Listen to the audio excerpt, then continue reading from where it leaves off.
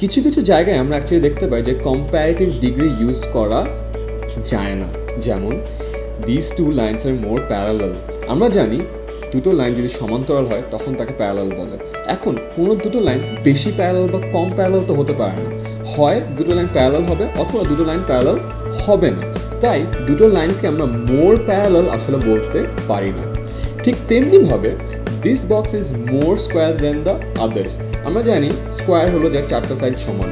এখন আইদার একটা জিনিস স্কোয়ার হবে অথবা একটা জিনিস স্কোয়ার হবে না। কোনোটা বেশি স্কোয়ার বা কোনোটা কম স্কোয়ার এটা তো আসলে বলা যায় না। তাই স্কোয়ারের ক্ষেত্রে যে আমরা এখানে মোর ইউজ করলাম, এখানে এই মোরটা আসলে হয় না। তার মানে কিছু কিছু শব্দ যেমন প্যারালাল, স্কোয়ার, এসব ক্ষেত্রে আসলে কম্প্যারেটিভ ডিগ্রির ইউজ করা যায় না।